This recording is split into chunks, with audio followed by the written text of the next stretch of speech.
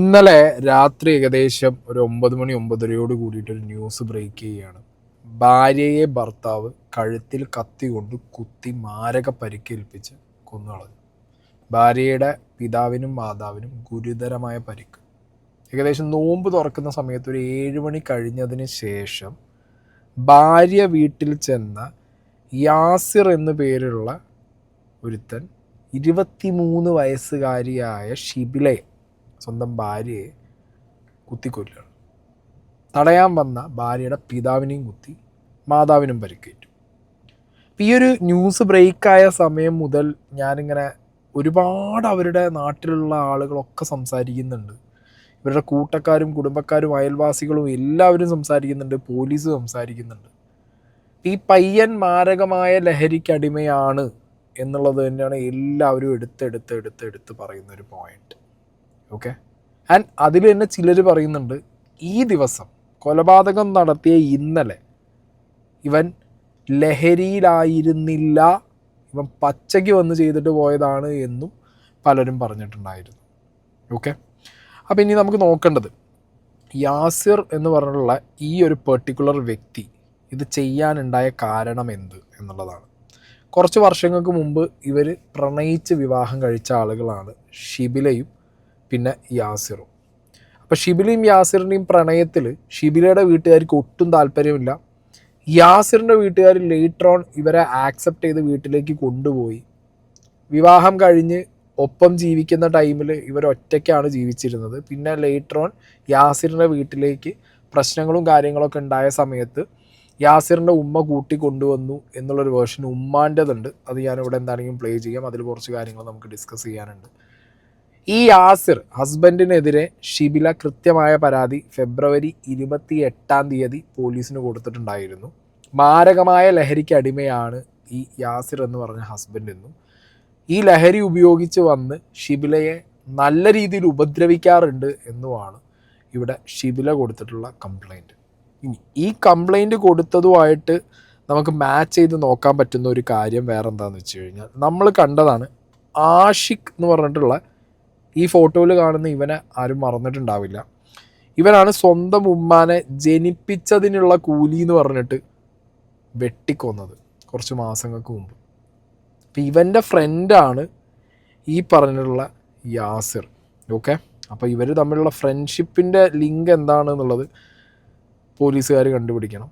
Fine, ലഹരിയാണോ ഇവരെ ബന്ധിപ്പിക്കുന്നത് എന്നുള്ളതൊക്കെ പോലീസുകാർ കണ്ടുപിടിച്ച് ബാക്കി കാര്യങ്ങൾ അത് ഇൻവെസ്റ്റിഗേഷൻ്റെ ഭാഗമായിട്ട് പോട്ടെ. അപ്പോൾ ഈ ഒരു പെർട്ടിക്കുലർ ന്യൂസ് വന്ന സമയത്ത് ആളുകൾ, ഇതിൻ്റെ ചുറ്റുപാടും നിന്ന് സംസാരിക്കുന്ന ആളുകൾ, ഈ ഹസ്ബൻഡ് ഇവരെ വീട്ടിലേക്ക് പോയി മാരകമായി കുത്തി പരിക്കേൽപ്പിച്ച് പുറത്ത് വരുമ്പോൾ നാട്ടുകാർക്ക് നേരെയും ഈ വ്യക്തി കത്തി ചൂണ്ടി എന്നും സൈക്കിൾ എടുത്തിട്ട് ഇയാളെ എറിഞ്ഞു, വണ്ടീൻ്റെ മുകളിൽ കൊണ്ടു, ചില്ല് പൊട്ടി, അതിനുശേഷം പെട്രോൾ പമ്പ് പോയി പെട്രോൾ അടിച്ചതിന് പൈസ കൊടുക്കാതെ അവിടുന്ന് മുങ്ങി, ഈ കാര്യങ്ങളൊക്കെ ഇന്നലെ ന്യൂസിൽ അപ്ഡേറ്റ് ആയിട്ട് നിങ്ങൾ കണ്ടു കാണും. അപ്പോഴൊക്കെ ഇവർ പറയുന്ന ഒരു കാര്യമുണ്ട്, ഈ വീട്ടുകാർക്ക് ഈ ബന്ധത്തിൽ ഇഷ്ടമല്ല. ഈ പെൺകുട്ടിയുടെ വീട്ടുകാർക്കും ഇഷ്ടമല്ല, ഇനീഷ്യൽ സ്റ്റേജിൽ ഈ ആൺകുട്ടിയുടെ വീട്ടുകാർക്കും ഈ ബന്ധം ഇഷ്ടമായിരുന്നില്ല. പെൺകുട്ടികളുടെ വീട്ടുകാർക്ക് ഈ പെൺകുട്ടി പ്രണയിച്ച യാസിർ ഒരു ലഹരിക്കടിമയാണ് എന്നും നല്ലൊരു ക്യാരക്ടറോ ഇമേജോ നാട്ടിൽ ഇല്ലാത്തൊരു വ്യക്തിയാണ് എന്നുള്ളത് കൊണ്ടുമാണ് സ്വന്തം മകളെ അവർ ഈ ബന്ധത്തിലേക്ക് പോകണ്ട എന്ന് പറഞ്ഞ് പിന്തിരിപ്പിച്ചത് എന്ന് നാട്ടുകാർ കൃത്യമായിട്ട് പറയുന്നുണ്ടായിരുന്നു. ഓക്കെ, ഇനി ഇതിൽ 1-2 കാര്യങ്ങൾ ഡിസ്കസ് ചെയ്യാനുള്ളത്, ഈ യാസിറിൻ്റെ ഉമ്മ ഇന്ന് ന്യൂസ് 18 കൊടുത്ത ബൈറ്റിനകത്ത് കുറച്ച് കാര്യങ്ങൾ പറയുന്നുണ്ട്. ഇപ്പം അടുത്ത് ഒരു 5-6 ദിവസം, ഒരു മാസം മുന്നേ ഒരു രണ്ടാളെന്തോ ഇതിന് വഴക്കുണ്ടായി എന്ന് പറഞ്ഞു. അപ്പോൾ ഞാൻ ഉച്ചക്ക് 1:30-2 മണിയായപ്പോൾ ഞാൻ മോളെ എപ്പം വിളിച്ചുകൊണ്ടിരിക്കുന്നു. മോളെ വിളിച്ചപ്പോൾ ചോറുന്നോന്ന് ചോദിച്ചപ്പോൾ മോള് പറഞ്ഞ് ഉപ്പ ചോറ് കളഞ്ഞു എന്ന് പറഞ്ഞു.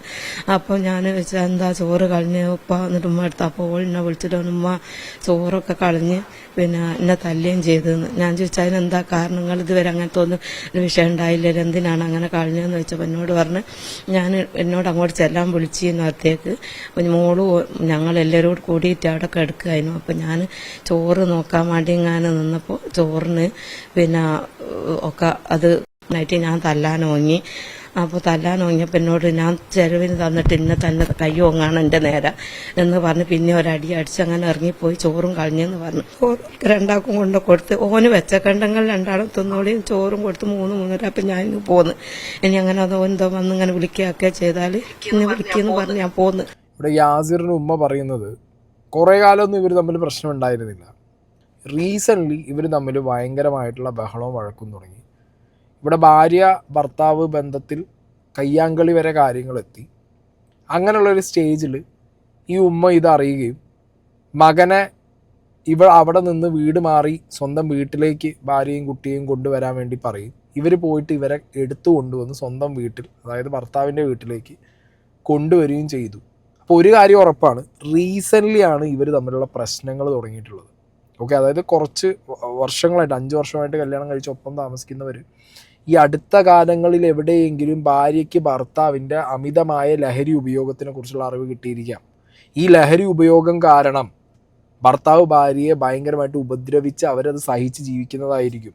പ്രണയിച്ച് വന്നു എന്നുള്ള ഒരൊറ്റ കാരണം കൊണ്ട് സ്വന്തം വീട്ടിൽ ഓൾറെഡി പ്രണയിച്ച് ഈ വിവാഹം വേണ്ട, ഈ വ്യക്തിയെ നീ കല്യാണം കഴിക്കണ്ട എന്ന് പറഞ്ഞ് സ്വന്തം വീട്ടുകാർ ഒരു എന്താ പറയുക, അവർ ഇഗ്നോർ ചെയ്ത് വിട്ടു വരെ കല്യാണം കഴിഞ്ഞതിന് ശേഷം തിരിഞ്ഞു നോക്കിയിട്ടില്ല എന്നുള്ള രീതിയിലാണ് ഈ ഉമ്മ പറയുന്നത്.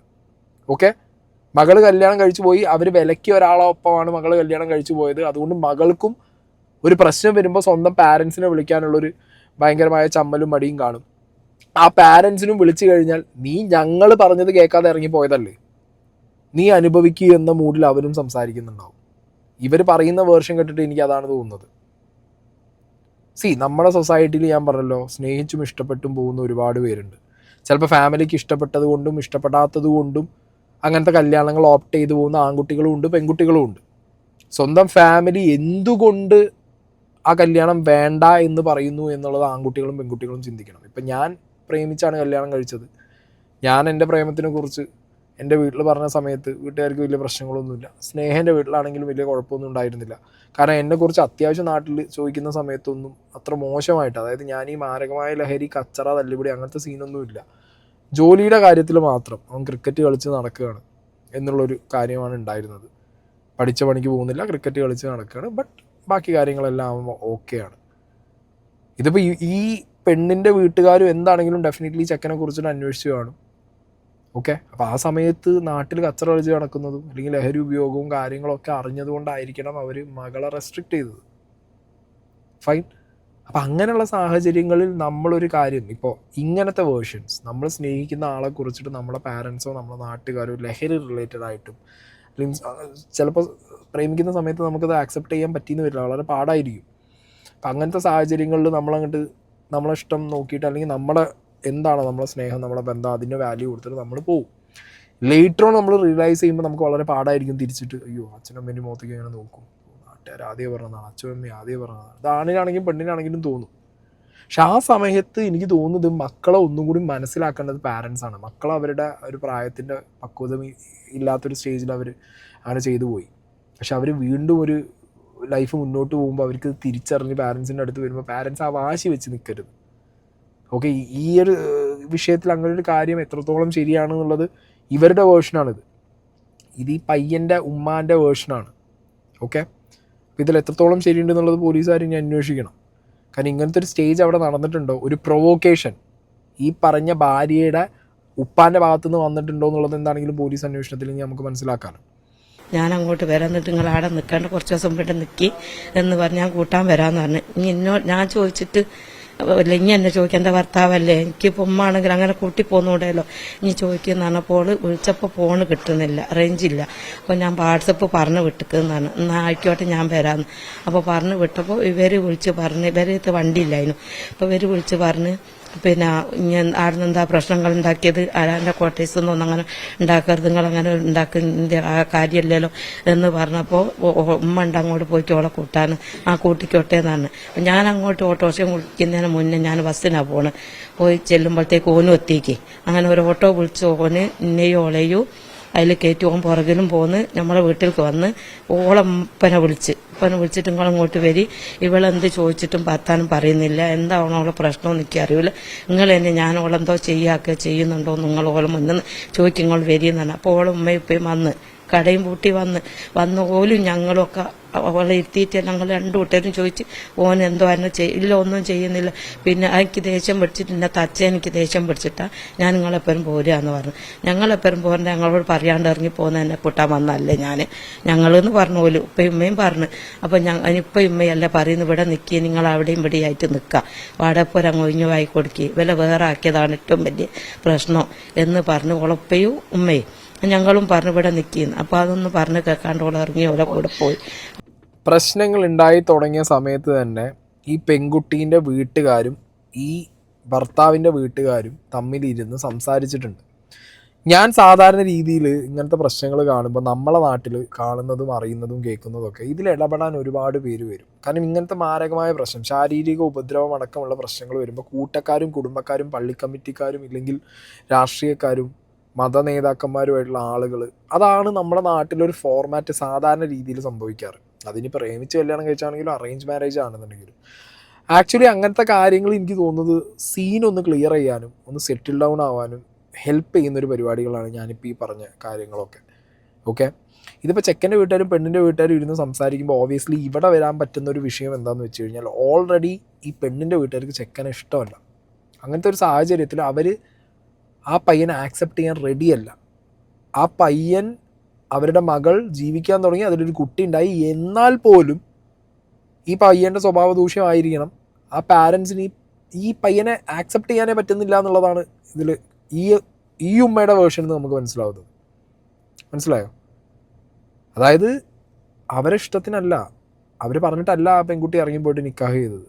പിന്നെ മകളുടെ ഒരു വാശി എന്നുള്ള രീതിക്ക് നിക്കാഹ് കഴിച്ചു കൊടുത്തു, അവരങ്ങനെ ജീവിക്കാൻ തുടങ്ങി, ഒറ്റയ്ക്ക് അവർ ജീവിക്കുന്നു.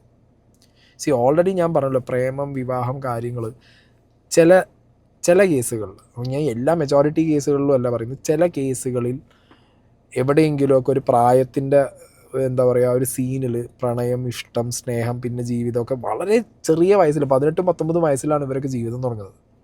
അങ്ങനത്തെ സാഹചര്യങ്ങളിൽ പാരൻസിൻ്റെ ഒരു മോണിറ്ററിങ് ഇല്ലാതെ, ഒരു ഗൈഡൻസ് ഇല്ലാതെ, അവരുടെ ലൈഫിൽ ഇവരുടെ ഒരു കണ്ണില്ലാതെ ജീവിച്ചു തുടങ്ങുന്ന സമയത്ത് വരാവുന്ന ഭയങ്കരമായ പ്രശ്നങ്ങൾ അത് ഭീകരമാവും. അത് പിന്നെ പാരൻസ് അറിയുമ്പോൾ അവർ മാക്സിമം അവരുടെ പാരൻസിൻ്റെ വാശി മാറ്റി വെച്ചിട്ട് ഇവരുടെ ലൈഫ് സെറ്റിലാക്കാനുള്ള കാര്യങ്ങളിലേക്ക് കുറച്ചും കൂടിയും ടൈം ഇൻവെസ്റ്റ് ചെയ്ത് പറഞ്ഞ് മനസ്സിലാക്കി ഒപ്പം നിർത്തി കാര്യങ്ങൾ മുന്നോട്ട് കൊണ്ടുപോയി കഴിഞ്ഞ് കഴിഞ്ഞാൽ തന്നെ കുറേ പ്രശ്നങ്ങൾ സോർട്ടാവും. ഓക്കെ, എല്ലാ ഭാഗത്തുനിന്നും വാശിയുടെ എലമെൻറ്റ് കയറി വരുമ്പോഴാണ് ചില പ്രൊവോക്കേഷൻസ് ഭയങ്കരമാകുന്നത്. ആൻഡ് പ്രൊവോക്കേഷൻസ് വന്നു കഴിഞ്ഞാൽ അപ്പം തന്നെ ഒരാളെ കുത്തിക്കൊല്ലണമെന്നോ തല്ലിക്കൊല്ലണമെന്നോ ഇല്ല, അങ്ങനെ ചെയ്യാനും പാടില്ല, ആ ചെയ്യുന്നതിന് ന്യായീകരിക്കാനും പറ്റില്ല. മനസ്സിലായോ? ഒരാൾ പ്രൊവോക്ക് ചെയ്ത് വിചാരിച്ചിട്ട് അങ്ങനെയാണ് പോയിട്ട് കൊല്ലുക, അവിടെയാണ് ലഹരി എന്താവുന്നത്, വില്ലനാവുന്നത്. ഒരു പ്രൊവോക്കേഷൻ വരുമ്പോഴത്തേക്കും അവിടെ കോംപ്ലക്സ് കയറുകയാണ്. ലഹരി അടിച്ചിരിക്കുന്ന സമയത്ത് ഇത് ആലോചിക്കുകയാണ്, ഓ ഇന്ന അങ്ങനെ പറഞ്ഞു ഓളപ്പ, ഇന്ന ഓള ഇപ്പം ഇങ്ങനെ ചെയ്തു, ഇന്ന ഓള അങ്ങനെ കാണിച്ചു, മനസ്സിലായോ? അല്ലെങ്കിൽ ഇന്നോട് അന്ന് ആ ഫ്രണ്ട് അങ്ങനെ പറഞ്ഞു, ആ എന്താ ഓൻ ഇന്നോട് അങ്ങനെ ചെയ്തു, എന്താ ഓള എന്നോട് അങ്ങനെ കാണിച്ചേ. ഇത് തലയ്ക്ക് ലഹരി കയറുമ്പോഴാണ് വരുന്നത്. അത് സിന്തറ്റിക് സാധനം കയറുമ്പോഴാണ് ഇത് കൂടുതലായിട്ട് വരുന്നത്. പല ഉപയോഗിച്ച ആളുകളും അതാ പറയുന്നത്, ഇത് അടിച്ച് കഴിയുമ്പോഴത്തേക്ക് പല സാധനങ്ങളും വരികയാണ്. ഞാൻ തന്നെ റോക്കി ബായ് എന്ന് പറഞ്ഞിട്ട് ചാടി ഇറങ്ങുകയാണ്, പിന്നെ ഒന്നും ചിന്തിക്കുന്നില്ല.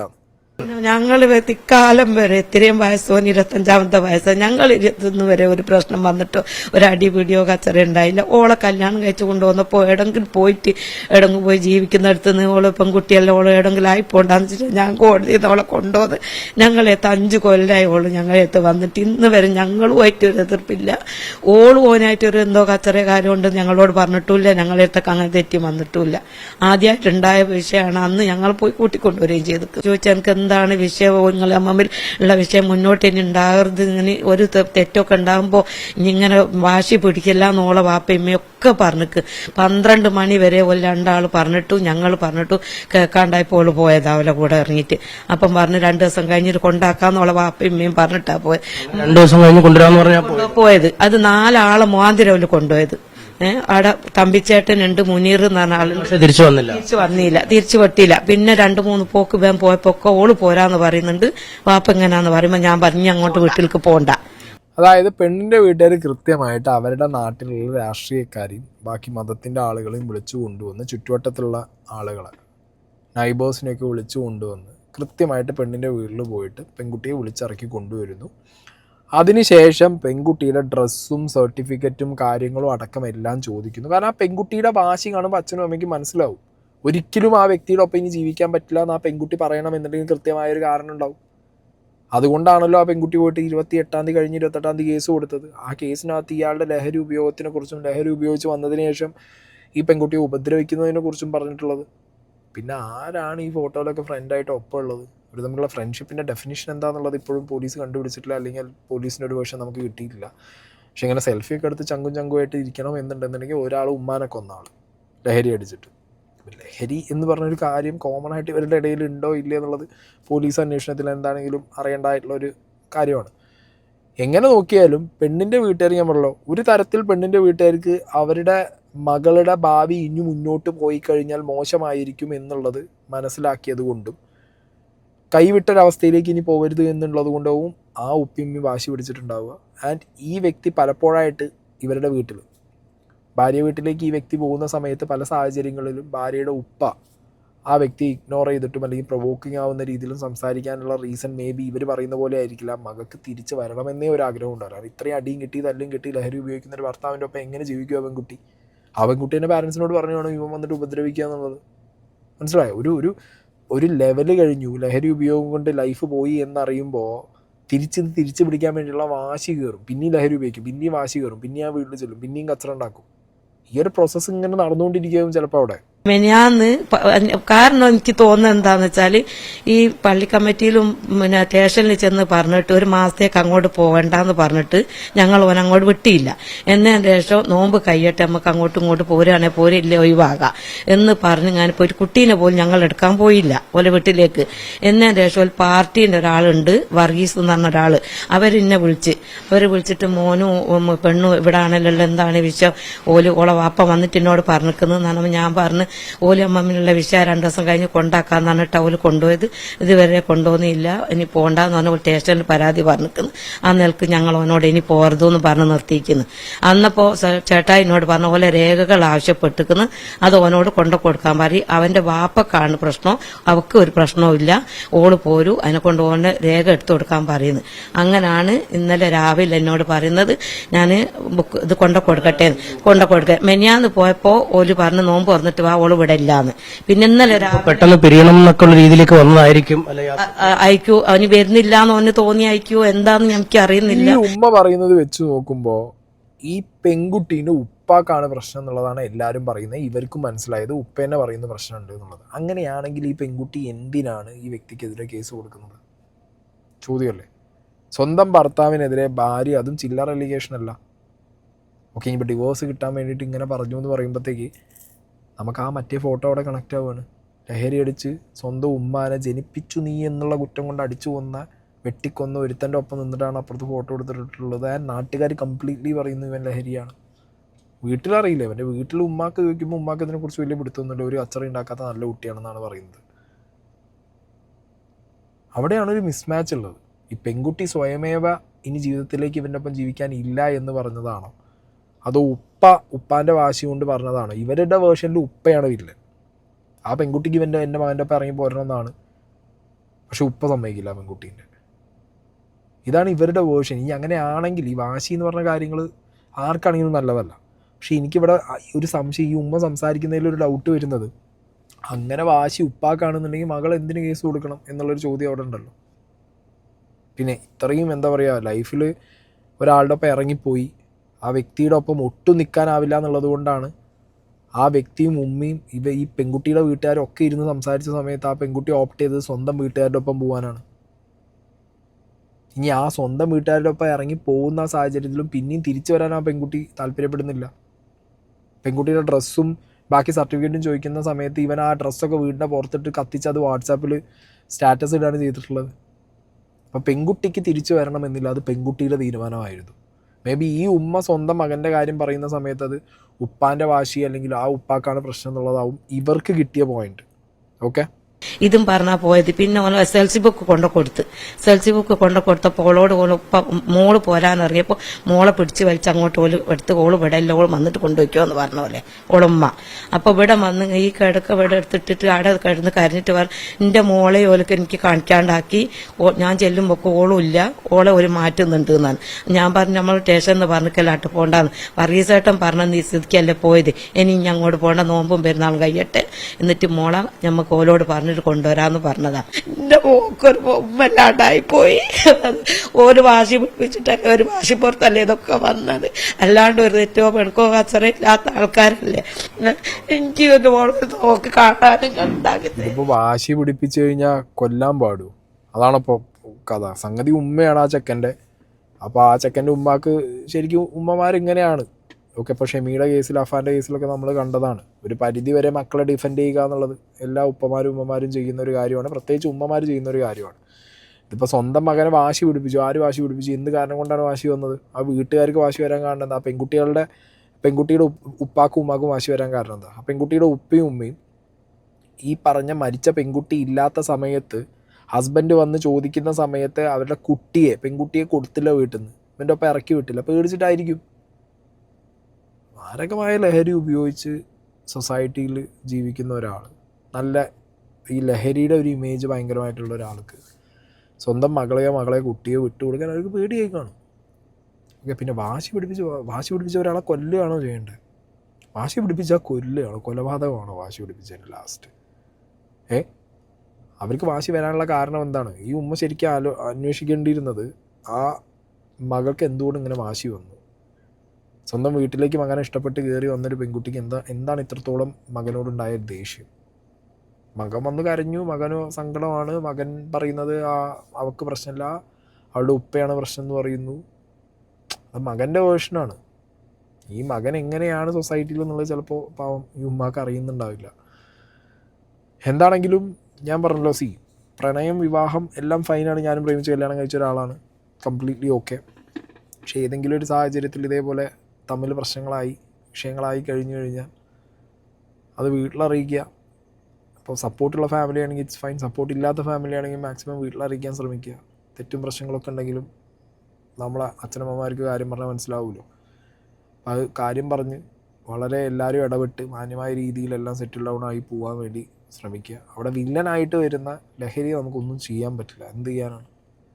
ഇതേപോലത്തെ ഈഗോ കോംപ്ലക്സ് കാര്യങ്ങളൊക്കെ കയറി വന്ന് പക, അങ്ങനത്തെ വിദ്വേഷം, അങ്ങനത്തെ കാര്യങ്ങളൊക്കെ വരുമ്പോൾ ചെറിയ പ്രൊവോക്കേഷൻ അടക്കം വലിയ മാറ്ററായിട്ടെടുത്ത് അവിടെ പോയി ഒരാളെ കുത്തിക്കൊല്ലേണ്ട അവസ്ഥയിലേക്ക് സൊസൈറ്റി മാറുന്നു എന്ന് പറയുമ്പോൾ ലഹരിയുടെ ഒരു ഗ്രിപ്പ് എത്രത്തോളം ഈ സൊസൈറ്റിക്ക് അകത്തുള്ളത് നമ്മൾ ചിന്തിക്കേണ്ടിയിരിക്കുന്നു.